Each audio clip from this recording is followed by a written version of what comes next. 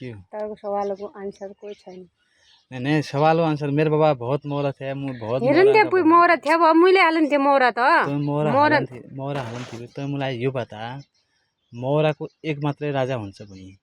हैन एक ढाडामा एक रा मात्रै हुन्छ भनी 2-3 भइल त छुटी जानान हुन त 2-3 भ्या छुटी जानान एक रा हुन्छ भने एक राका दुई रा कस्या हनान छुटिनान कस्या अर्को रा कहाँबाट पैदा हुन्छ उइको जब ब्याइ नै हेर्नु भने अर्को रा कहाँबाट पैदा हुन्छ ल पोती रा कहाँ हुन्छ ल मन त त्यो अलिसम्म सोचेन मलाई त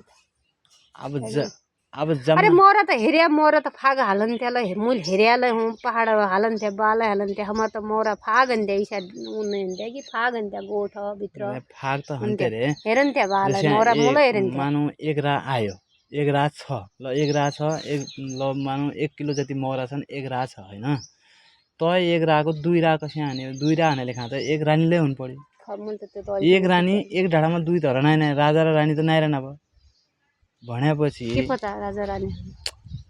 रानीलाई उतनी होल बुझ रानी कहाँ हुन्छ रानीलाई जत्तुनी रा हुन्छ उतनी रानीलाई होल अब जम्मा उसकी बुढी भयो क्या भरे पुइ जम्मा जम्मा मोरा उसकी बुढी हन राई बुढी जम्मा मोरा भयो क्या नै जम्मा मोरा उसकी बुढी भ्या भरे त म अघिल्ला जन्ममा मोरा जन्म लिउँ बडो म रा बनाउँ बडो रानी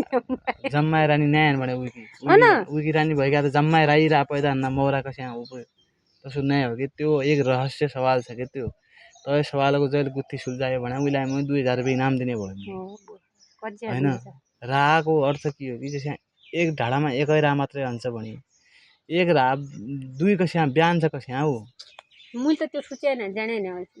तू क्या की मोरा हेद्दे भई त क्या का मोरा पाल्या भयो म त जानिन त ल गाइस जहिले जान्ने छ यो सवालको जवाब दिया जहिले जान्ने छ यो सवालको जवाब दिया गाइस ल